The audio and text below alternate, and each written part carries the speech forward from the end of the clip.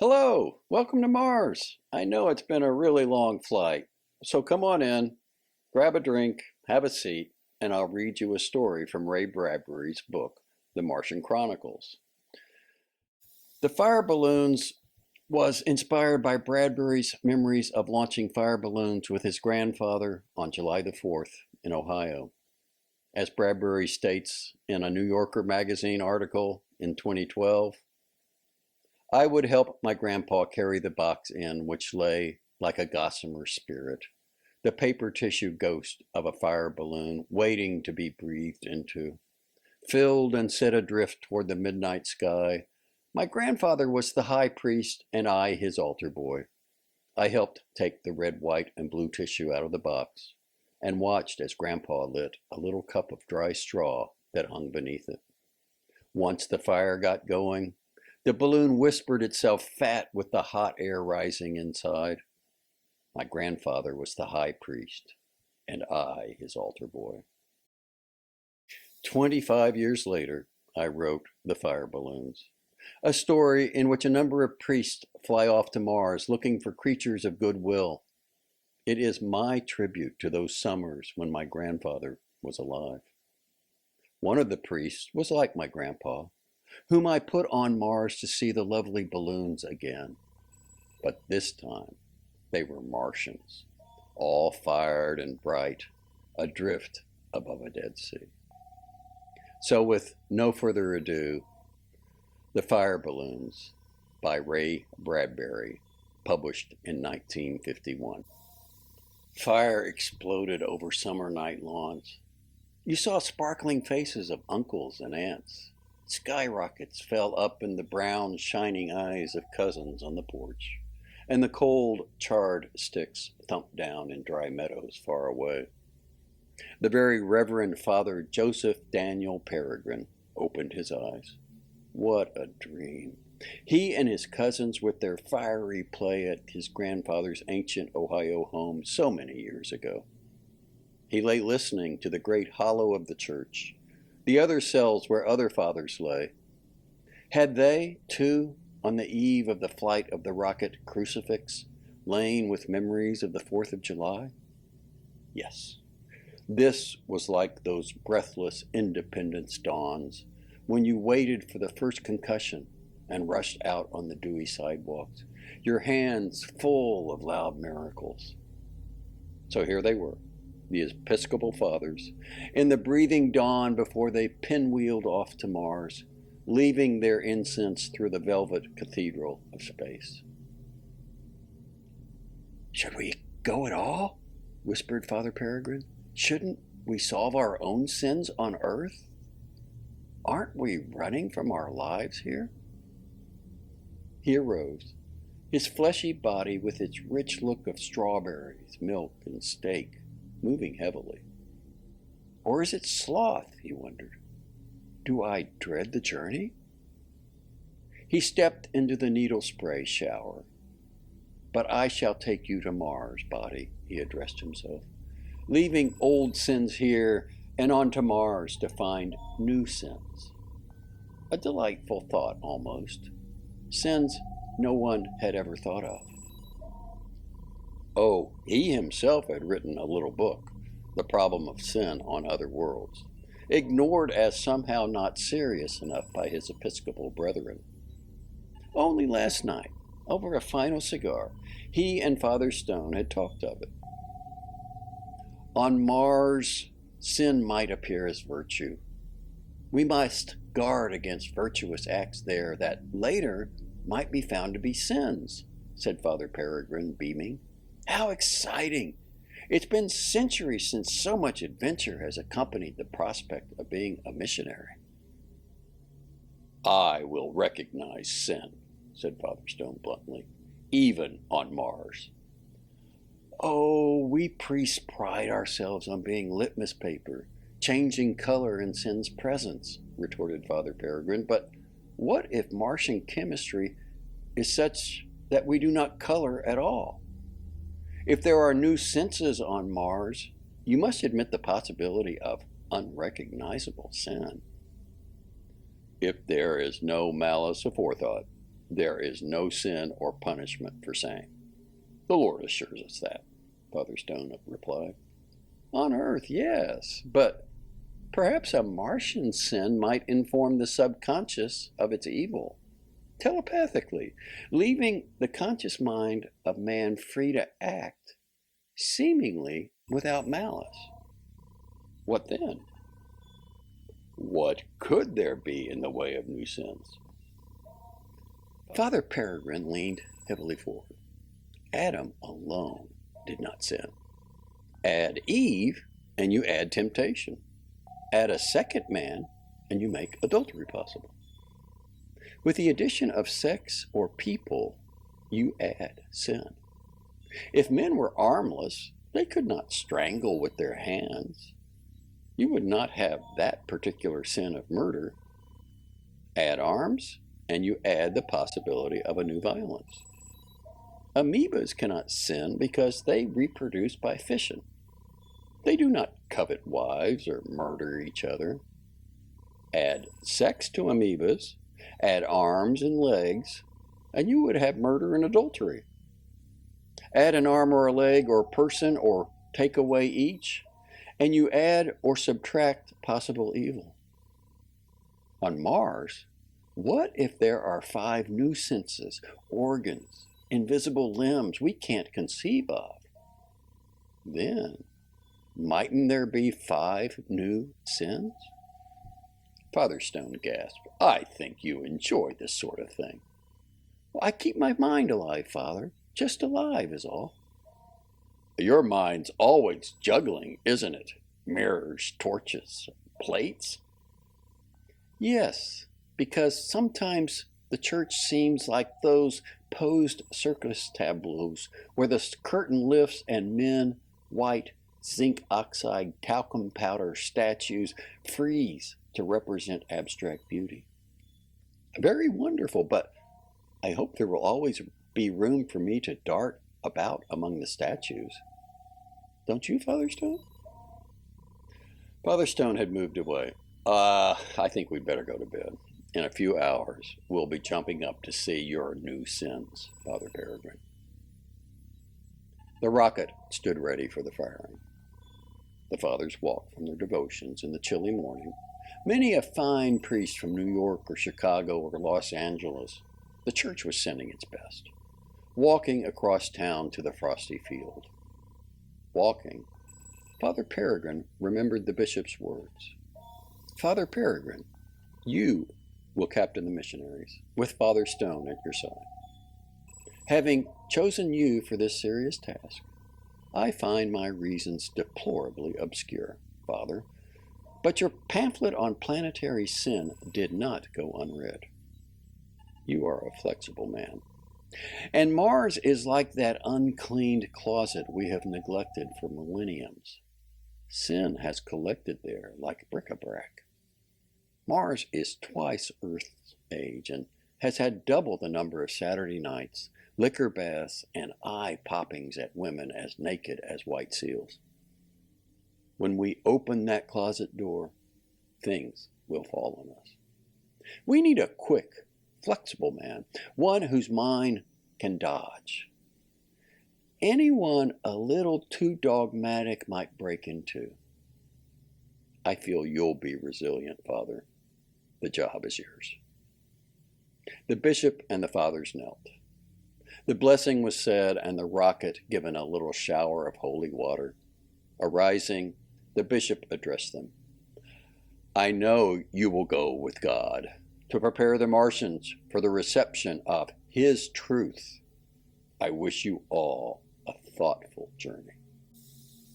They filed past the bishop, 20 men, robes whispering, to deliver their hands into his kind hands before passing into the cleansed projectile.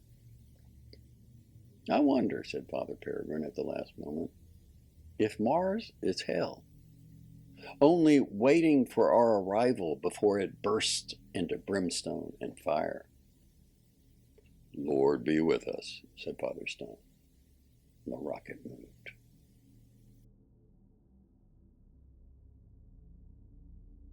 Coming out of space was like coming out of the most beautiful cathedral they had ever seen.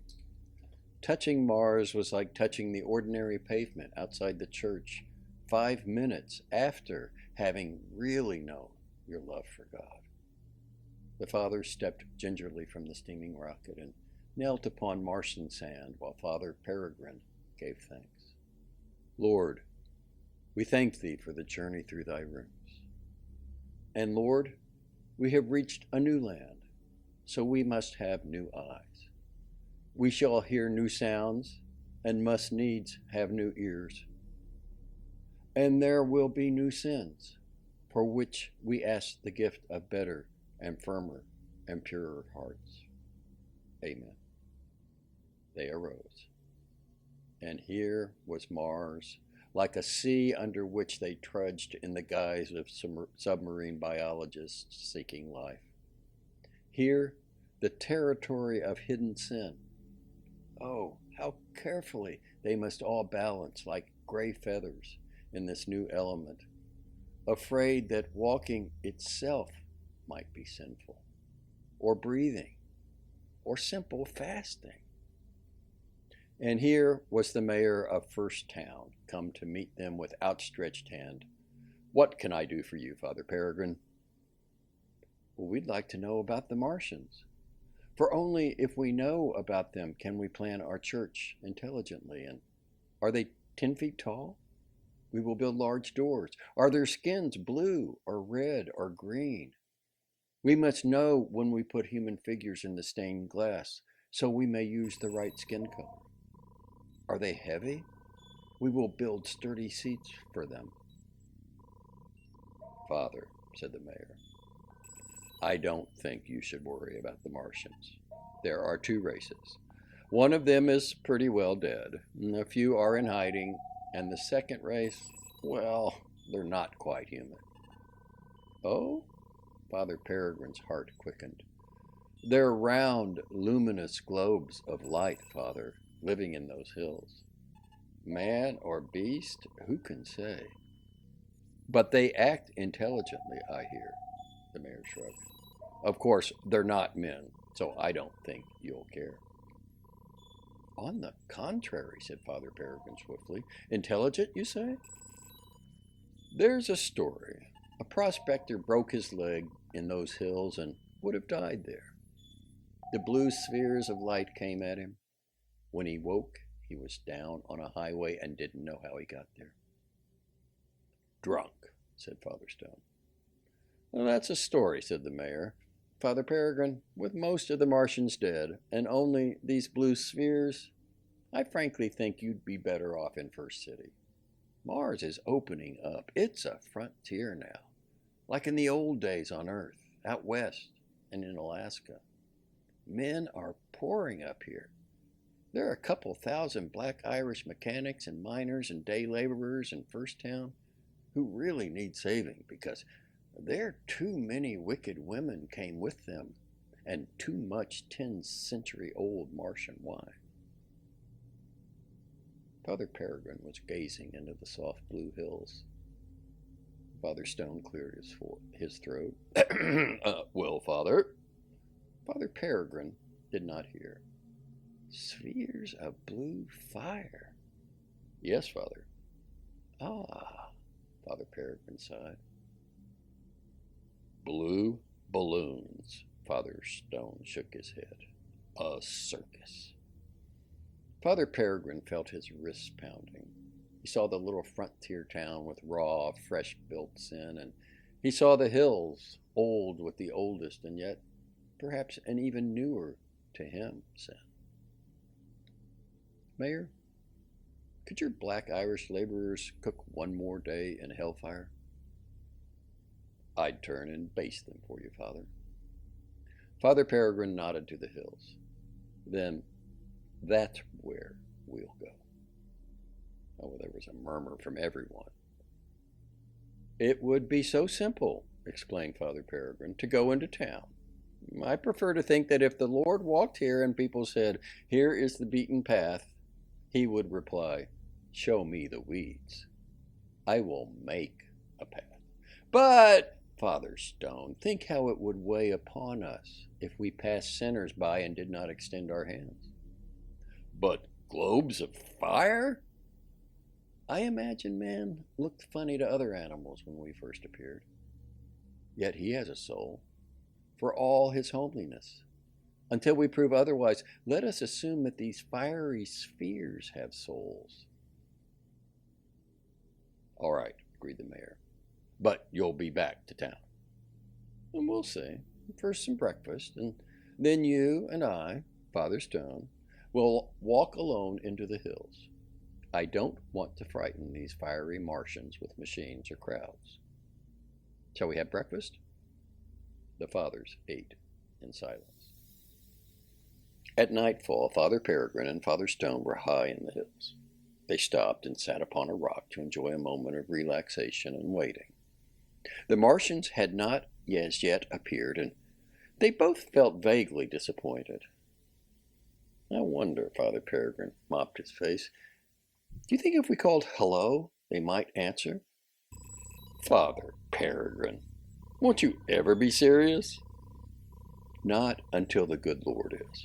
Oh, don't look so terribly shocked, please. The Lord is not serious.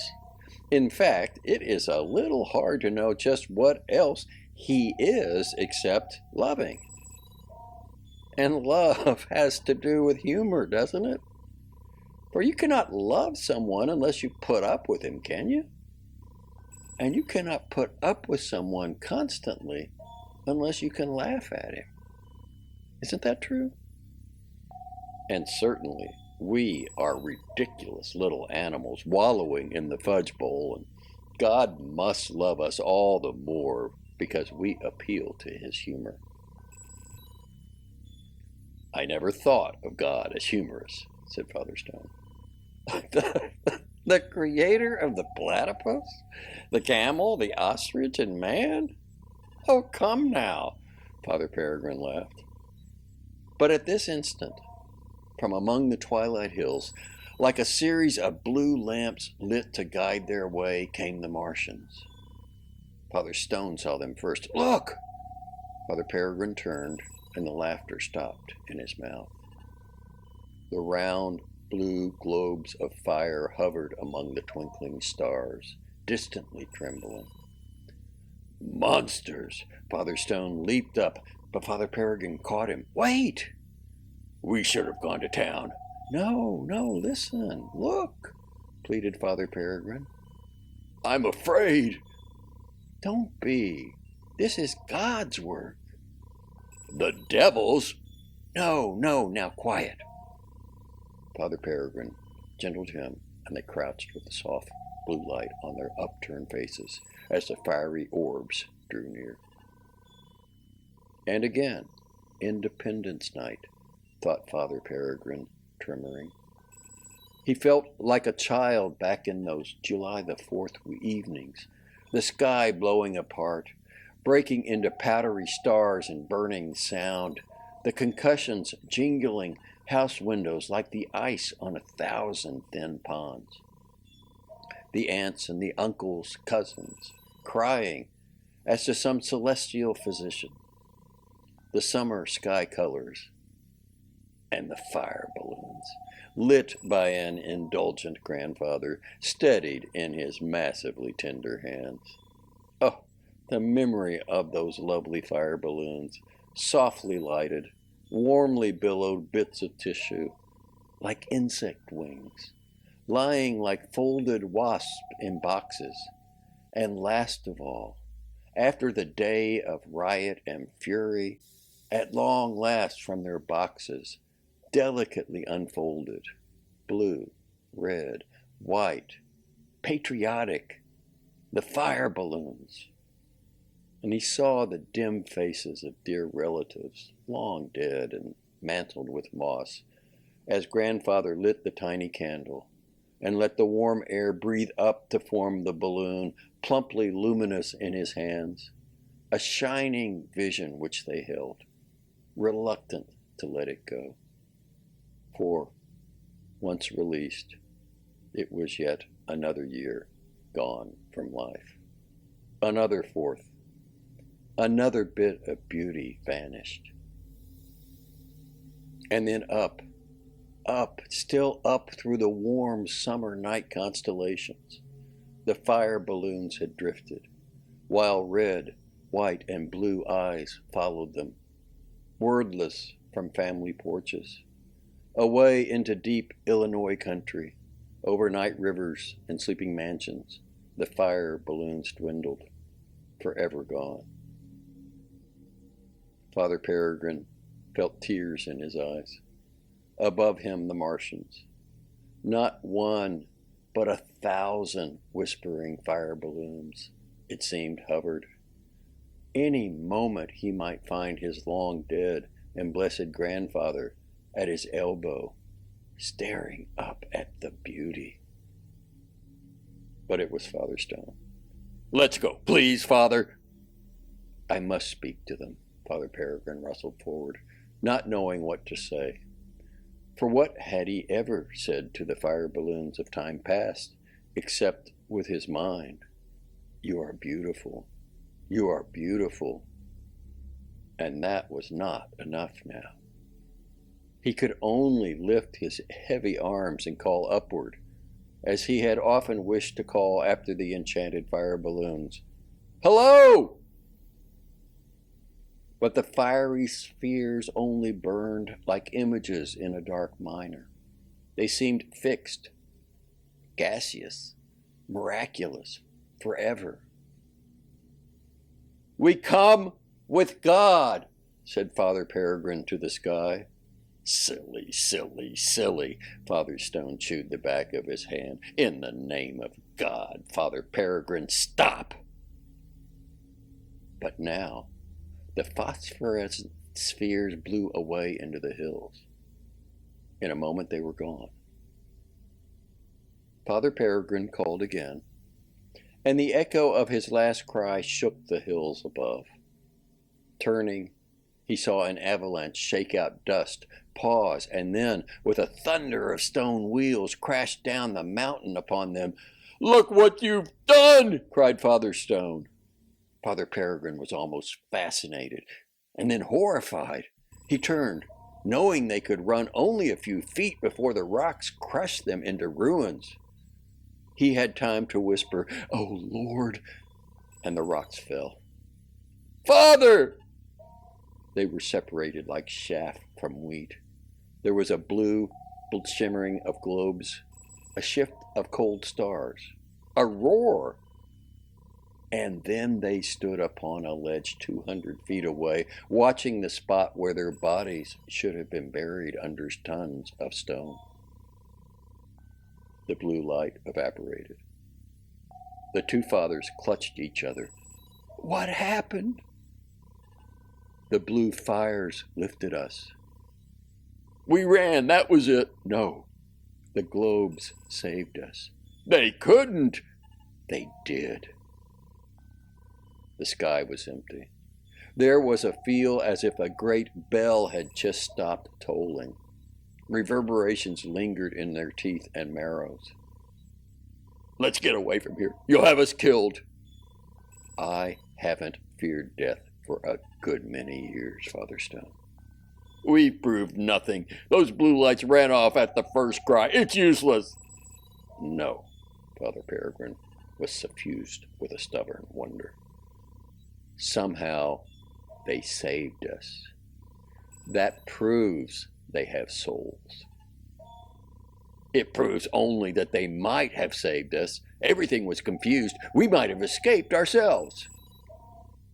"They are not animals, Father Stone. Animals do not save lives, especially of strangers. There is mercy and compassion here. Perhaps tomorrow we may prove more." "Prove what? How?" Father Stone was immensely tired now. The outrage to his mind and body showed on his stiff face. "Follow them in helicopters, reading chapter and verse? They're not human. They haven't eyes or ears or bodies like ours." "But I feel something about them," replied Father Peregrine. "I know a great revelation is at hand." They saved us. They think they had a choice. Let us live or die. That proves free will. Father Stone set to work building a fire, glaring at the sticks in his hands, choking on the gray smoke.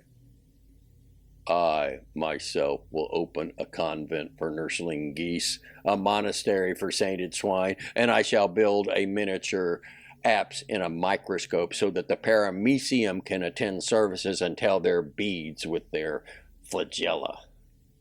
Oh, Father Stone. I'm sorry, Father Stone blinked redly across the fire.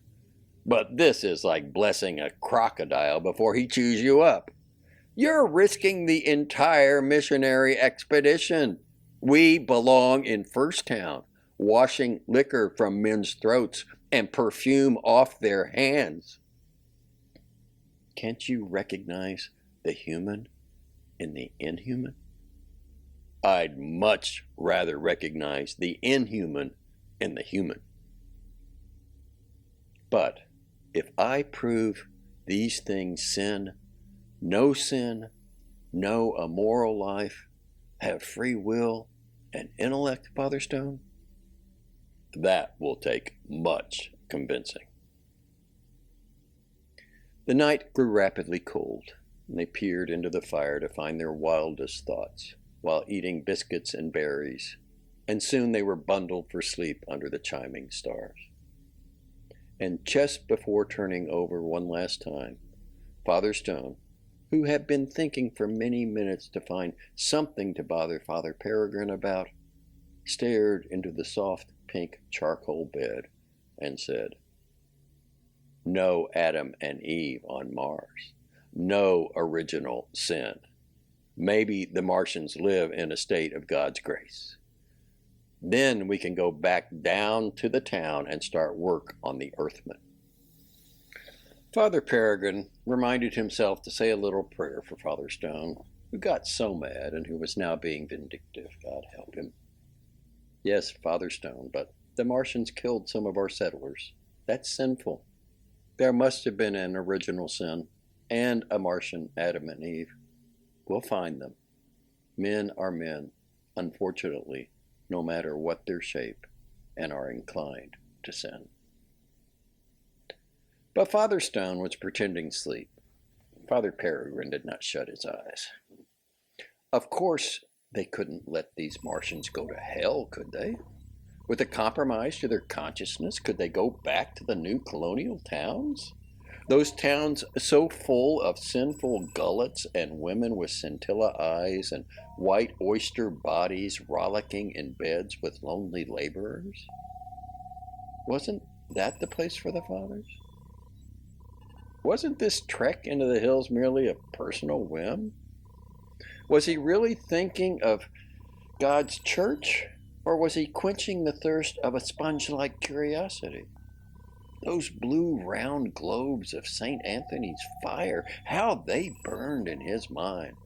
What a challenge to find the man behind the mask, the human behind the inhuman. Wouldn't he be proud if he could say, even to his secret self, that he had converted a rolling, huge pool table full of fiery spheres? What a sin of pride, worth doing penance for. But then one did many prideful things out of love, and he loved the Lord so much and was so happy at it that he wanted everyone else to be happy too. The last thing he saw before sleep was the return of the blue fires, like a flight of burning angels silently singing him to his worried rest. The blue round dreams were still there in the sky when Father Peregrine awoke in the early morning. Father Stone slept like a stiff bundle, quietly. Father Peregrine watched the Martians floating and watching him. They were human. He knew it. But he must prove it or face a dry-mouthed, dry-eyed bishop telling him kindly to step aside. But how to prove humanity if they hid in the high vaults of the sky? How to bring them nearer and provide answers to the many questions? They saved us from the avalanche. Father Peregrine arose, moved off among the rocks, and began to climb the nearest hill until he came to a place where a cliff dropped sheerly to a floor 200 feet below. He was choking from his vigorous climb in the frosty air. He stood, getting his breath. If I fell from here, it would surely kill me. He let a pebble drop. Moments later, it clicked on the rocks below. The Lord would never forgive me. He tossed another pebble. It wouldn't be suicide, would it, if I did it out of love? He lifted his gaze to the blue spheres. But first, another try. And he called to them. Hello! Hello! The echoes tumbled upon each other, but the blue fires did not blink or move.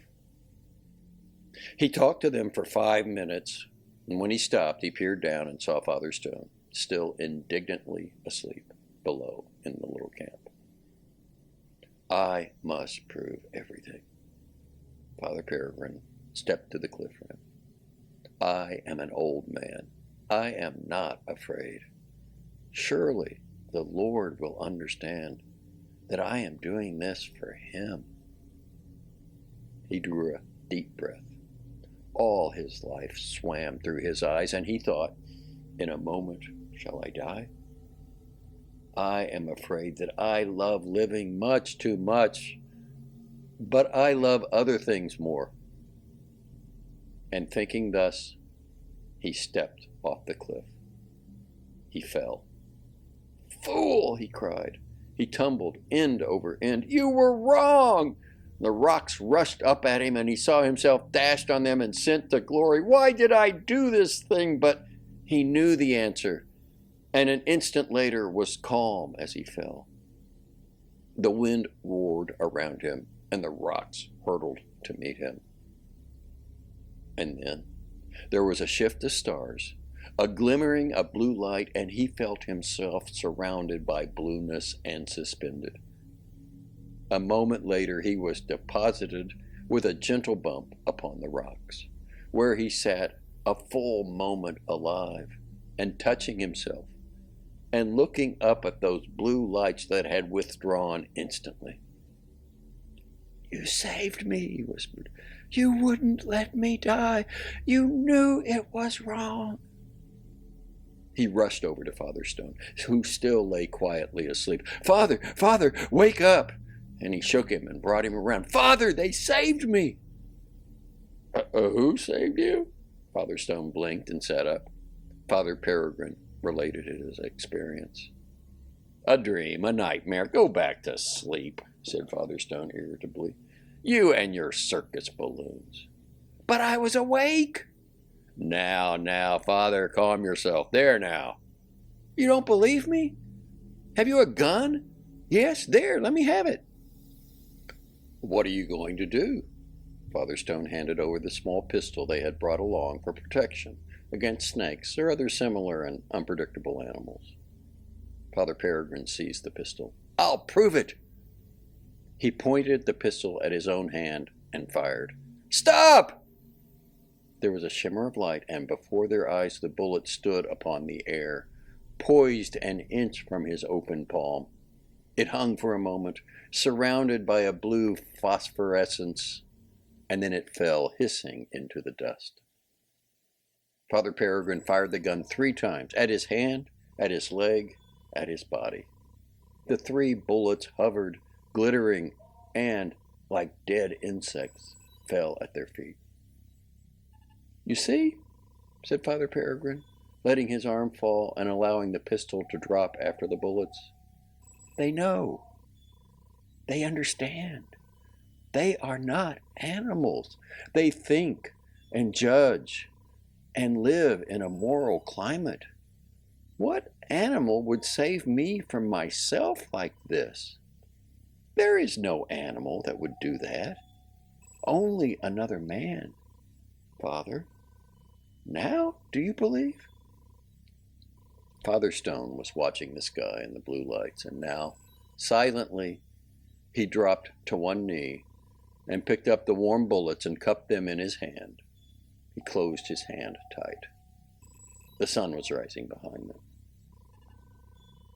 I think we had better go down to the others and tell them of this and bring them back up here, said Father Peregrine.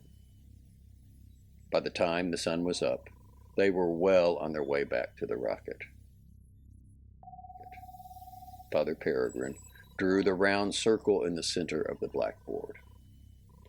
This is Christ, the Son of the Father. He pretended not to hear the other fathers' sharp intake of breath.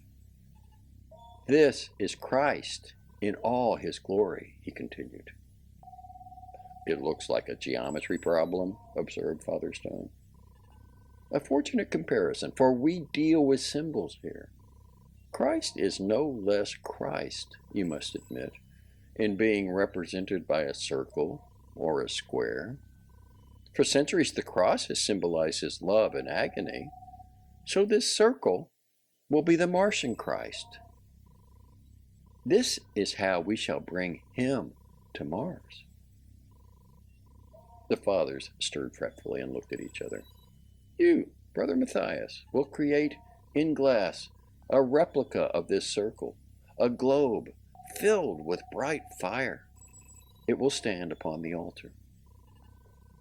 A cheap magic trick, muttered Father Stone. Father Peregrine went on patiently. On the contrary, we are giving them God in an understandable image. If Christ had come to us on earth as an octopus, would we have accepted him readily? He spread his hands. Was it then a cheap magic trick of the Lord's to bring us Christ through Jesus in man's shape? After we bless the church, we will build here and sanctify its altar and this symbol. Do you think Christ would refuse to inhabit the shape before us? You know in your hearts he would not refuse. But the body of a soulless animal? Said Brother Matthias. We've already gone over that many times since we returned this morning, Brother Matthias. These creatures saved us from the avalanche. They realized that self-destruction was sinful and prevented it time after time. Therefore, we must build a church in the hills. We must live with them to find their own special ways of sinning, the alien ways, and help them to discover God. The fathers did not seem pleased at the prospect. Is it because they are so odd to the eye? Wondered Father Peregrine. But what is a shape? Only a cup for the blazing soul that God provides us all. If tomorrow I found that sea lions suddenly possessed free will, intellect, knew when not to sin, knew what life was, and tempered justice with mercy and life with love, then I would build an undersea cathedral. And if the sparrow should miraculously, with God's will, gain everlasting souls tomorrow, I would freight a church with helium and take after them. For all souls, in any shape, if they have free will and are aware of their sins, will burn in hell unless given their rightful communions. I would not let a Martian sphere burn in hell either, for it is a sphere only in mine eyes. When I close my eyes, it stands before me, an intelligence, a love, a soul, and I must not deny it. But that glass globe you wish placed on the altar, protested Father Stone. Consider the Chinese, replied Father Peregrine imperturbably. What sort of Christ do Christian Chinese worship? An Oriental Christ, naturally. You've all seen Oriental nativity scenes. How is Christ dressed? In Eastern robes. Where does he walk? In Chinese settings of bamboo and misty mountain and crooked tree. His eyelids taper, his cheekbones rise. Each country, each race adds something to our Lord. I am reminded of the Virgin of Guadalupe, to whom all Mexico pays its love. Her skin? Have you noticed the paintings of her? A dark skin like that of her worshippers. Is this blasphemy? Not at all. It is not logical that men should accept a God, no matter how real, of another color. I often wonder why our missionaries do well in Africa with a snow-white Christ. Perhaps because white is a sacred color, an albino or any other form to the African tribes. Given time, mightn't Christ darken there too? The form does not matter. Content is everything. We cannot expect these Martians to accept an alien form. We shall give them Christ in their own image. There's a flaw in your reasoning, Father, said Father Stone. Won't the Martians suspect us of hypocrisy? They will realize that we don't worship a round, globular Christ, but a man with limbs and a head. How do we explain the difference? By showing there is none. Christ will fill any vessel that is offered. Bodies or globes, he is there, and each will worship the same thing in a different guise. What is more, we must believe in this globe we give the Martians. We must believe in a shape which is meaningless to us as to form. This spheroid will be Christ, and we must remember that we ourselves and the shape of our earth Christ would be meaningless, ridiculous, a squander of material to these Martians. Father Peregrine laid aside his chalk. Now let us go into the hills and build our church. The fathers began to pack their equipment.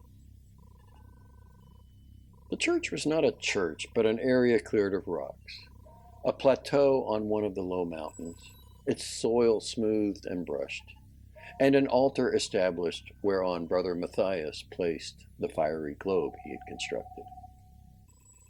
At the end of 6 days of work, the church was ready. What shall we do with this? Father Stone tapped an iron bell they had brought along. What does a bell mean to them?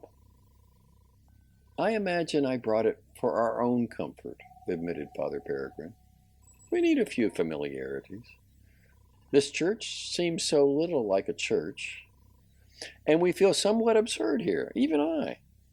For it is something new, this business of converting the creatures of another world. I feel like a ridiculous play actor at times. And then I pray to God to lend me strength.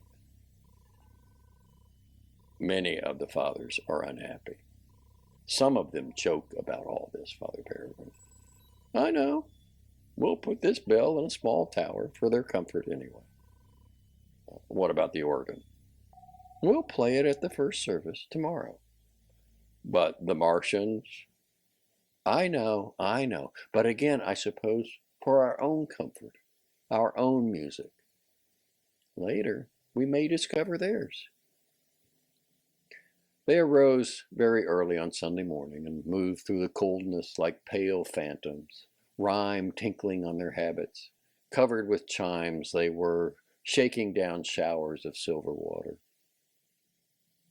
I wonder if it is Sunday here on Mars, mused Father Peregrine.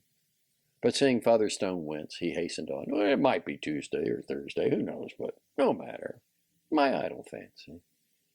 It's Sunday to us. Come. The fathers walked into the flat, wide area of the church and knelt, shivering and blue-lipped. Father Peregrine said a little prayer and put his cold fingers to the organ keys. The music went up like a flight of pretty birds. He touched the keys like a man moving his hands among the weeds of a wild garden, startling up great soarings of beauty into the hills. The music calmed the air. It smelled the fresh smell of morning. The music drifted into the mountains and shook down mineral powders in a dusty rain. The fathers waited.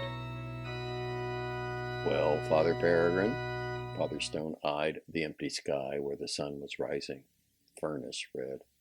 "I don't see our friends." "Let me try again." Father Peregrine was perspiring.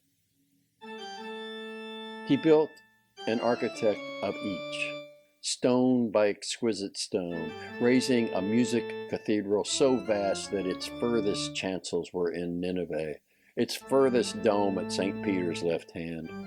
The music stayed and did not crash in ruin when it was over, but partook of a series of white clouds and was carried away among other winds. The sky was still empty. "They'll come!" But Father Peregrine felt the panic in his chest, very small, growing. Let us pray. Let us ask them to come. They read minds. They know. The fathers lowered themselves yet again in rustlings and whispers, and they prayed. And to the east, out of the icy mountains of 7 o'clock on Sunday morning, or perhaps Thursday morning, or maybe Monday morning on Mars, came the soft, fiery globes. They hovered and sank, and filled the area around the shivering priests. "Thank you, oh, thank you, Lord." Father Peregrine shut his eyes tight and played the music, and when it was done, he turned and gazed upon his wondrous congregation. And a voice touched his mind, and the voice said, "We have come for a little while." "You may stay," said Father Peregrine. "For a little while only," said the voice quietly. "We have come to tell you certain things. We should have spoken sooner, but we had hoped that you might go on your way if left alone." Father Peregrine started to speak, but the voice hushed him. "We are the old ones," the voice said, and it entered him like a blue gaseous flare and burned in the chambers of his head. "We are the old Martians, who left our marble cities and went into the hills, forsaking the material life we had lived. So very long ago, we became these things that we are now. Once we were men, with bodies and legs and arms such as yours.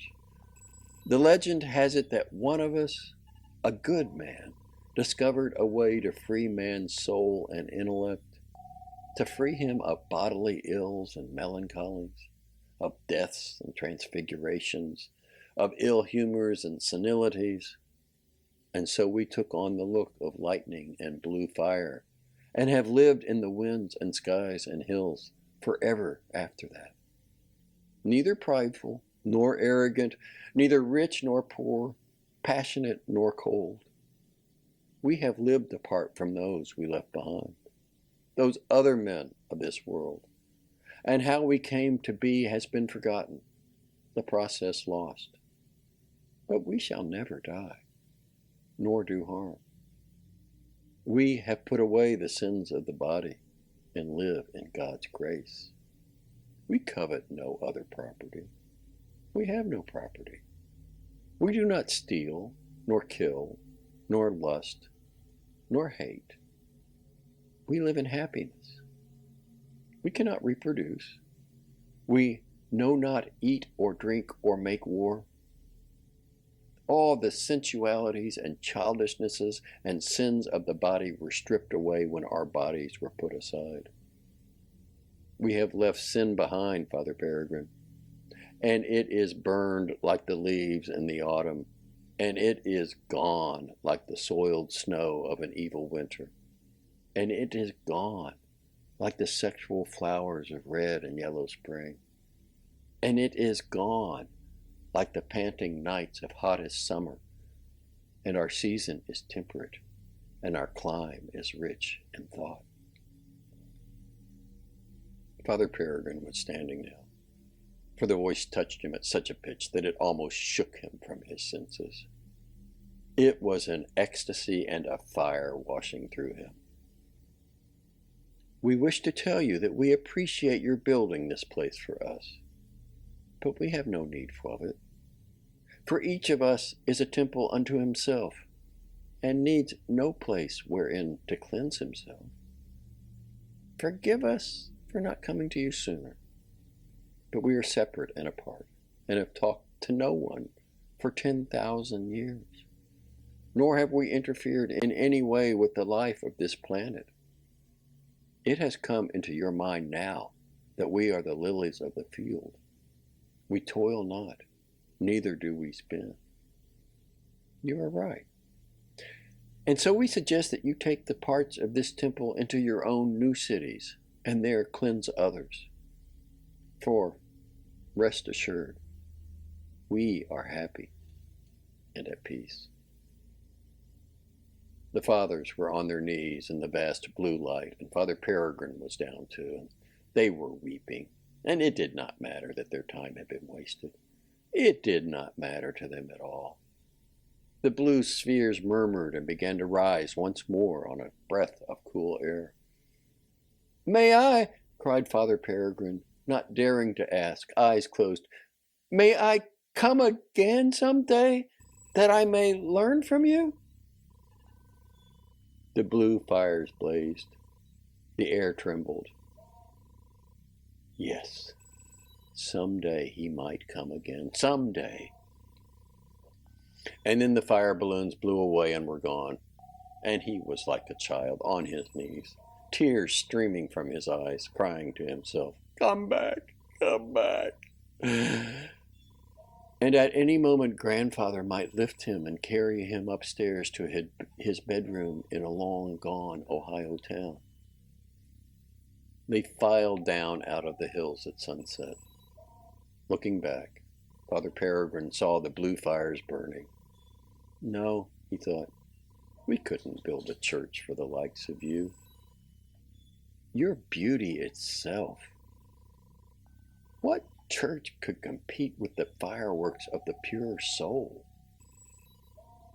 Father Stone moved in silence beside him, and at last he spoke.